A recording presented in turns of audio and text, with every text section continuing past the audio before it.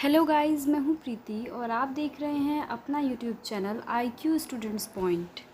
And आज की video में हम डिस्कस करेंगे बीकॉम प्रोग्राम थर्ड सेमेस्टर का जो है कोर्स स्ट्रक्चर, मतलब कौन कौन से सब्जेक्ट्स जो हैं वो आपको मिल सकते हैं, कौन कौन से सब्जेक्ट्स आपको मिलेंगे थर्ड सेमेस्टर में। जो बीकॉम प्रोग्राम वाले स्टूडेंट्स हैं उनको कौन कौन से सब्जेक्ट्स पढ़ने होंगे।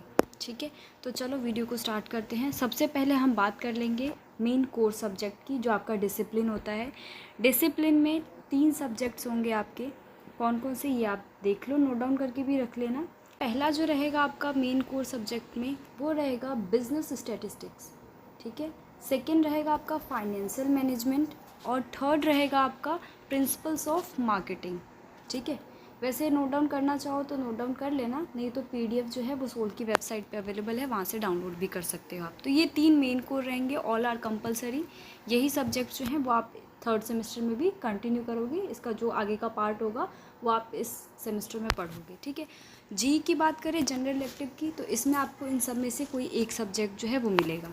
ठीक है, कौन कौन सा? इंग्लिश फ्लुएंसी 2 हो गया आपका, हिंदी हो गया आपका, संस्कृत है, पंजाबी है, उर्दू है।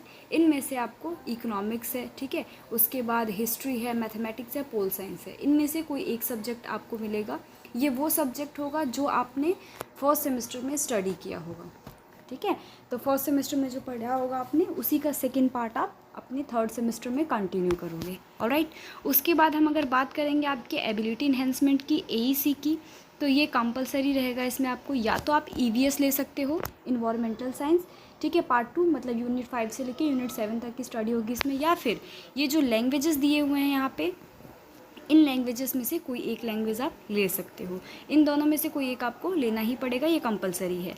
हाँ, एक और बात यहाँ पे बता दूँ, अगर आप EVS इस सेमेस्टर में नहीं लेते हो, मतलब अभी स्किप कर दोगे, आप सोचोगे कि EVS छोड़ दूँ और लैंग्वेज ले लेती हूँ मैं या ले लेता हूँ मैं, तो जो नेक्स्ट सेमेस्टर होगा आपका, मतलब फोर्थ सेमेस्टर, उस सेमेस्टर में आपको EVS लेना ही पड़ेगा। मतलब हर साल आपको EVS जो है वो पढ़ना ही पड़ेगा, ये कंपलसरी है। आपने सेमेस्टर 1 या सेमेस्टर 2 में भी पढ़ा होगा, दोनों में से किसी एक सेमेस्टर में, और अभी भी सेमेस्टर 3 या फिर सेमेस्टर 4, दोनों में से किसी एक सेमेस्टर में आपको ये EVS लेना ही पड़ेगा।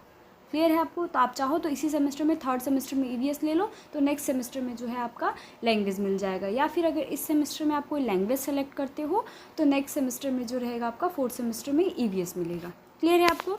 तो EVS या फिर इन लैंग्वेजेस में से कोई भी एक लैंग्वेज आप ले सकते हो या फिर EVS ले सकते हो। ऑलराइट, उसके बाद हम बढ़ेंगे आगे हमारे स्किल इन्हेंसमेंट की तरफ। तो स्किल इन्हेंसमेंट में आपको इनमें से कोई भी एक सब्जेक्ट लेना है, commerce, finance for everyone, communication in everyday life, रंगमंच, या फिर एजुकेशन, है ना, कम्युनिकेशन इन प्रोफेशनल लाइफ। ऐसे ही और भी सब्जेक्ट्स हैं यहाँ पे, इंग्लिश है, कंप्यूटर साइंस है, मैनेजमेंट है, computer science, social media and marketing है ना।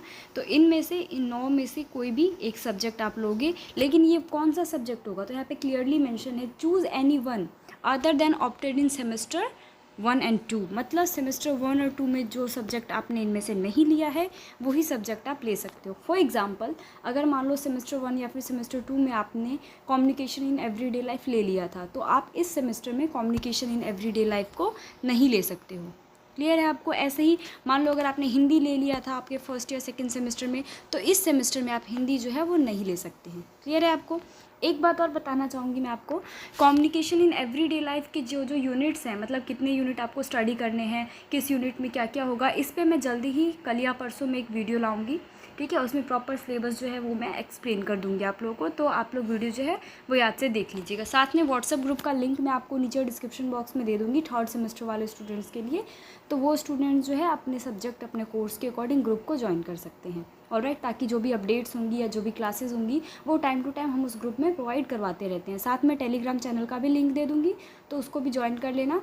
टाइम टू टाइम अपडेट्स वहाँ भी मिलते रहेंगे आपको, निकी मैम और मेरे थ्रू। हम दोनों ही वहाँ पे क्लासेस या फिर नोटिफिकेशन जो भी आते हैं वो हम टाइमली प्रोवाइड करवाते रहते हैं। ठीक है, तो ये तो बात होगी आपकी स्किल एनहांसमेंट की। अब हम बात करेंगे वैल्यू एडिशन की। तो इसमें भी सेम ही कंडीशन है, choose any one other than opted in semester 1 या 2। ठीक है। तो सेमेस्टर 1 या 2 में जो सब्जेक्ट नहीं लिया था वही सब्जेक्ट आप लोग सेलेक्ट करना। देखो जब एडमिशन फॉर्म फिल होगा तो बहुत ही केयरफुली अपना एडमिशन फॉर्म पढ़ा करो और फिर उसको फिल किया करो। बाकी जब एडमिशन फॉर्म आएगा ऑब्वियसली मैं वीडियो आप लोगों के लिए बना दूँगी कि स्टेप बाय स्टेप कि कैसे आपको एडमिशन फॉर्म फिल करना है, तो उसके लिए आप लोग वरीड मत होना, ठीक है। तो अब देखो इसमें क्या क्या ऑप्शन है आपके, इंग्लिश है, हिंदी है, पॉलिटिकल साइंस है, संस्कृत है, ठीक है। उसके बाद साइकोलॉजी है, कॉमर्स है, फाइनेंशियल लिटरेसी है ना। तो इन सातों में से कोई भी आप एक सब्जेक्ट ले सकते हो, लेकिन ये वो सब्जेक्ट होना चाहिए जो आपने पहले स्टडी नहीं किया है, मतलब सेमेस्टर 1 या सेमेस्टर 2 में उसके बारे में नहीं पढ़ा हो आपने। क्लियर हो गया आपको? तो मैंने आपके सभी सब्जेक्ट्स आपको बता दिए क्लियरली। आपके टोटल कितने सब्जेक्ट्स हो गए? तो 3 हो गया मेन कोर, चौथा हो गया आपका जनरल इलेक्टिव, पाँचवां हो गया आपका एबिलिटी इन्हेंसमेंट, छठा हो गया आपका स्किल इन्हेंसमेंट और सातवां हो गया वैल्यू एडिशन कोर्स। क्लियर है? तो टोटल 7 सब्जेक्ट्स होंगे आपके थर्ड सेमेस्टर में। ऑलराइट, तो आई होप आपको सब कुछ अच्छे से समझ में आ गया होगा। तो फिलहाल इस वीडियो में बस इतना ही guys. Thanks for the watching this and best of luck all.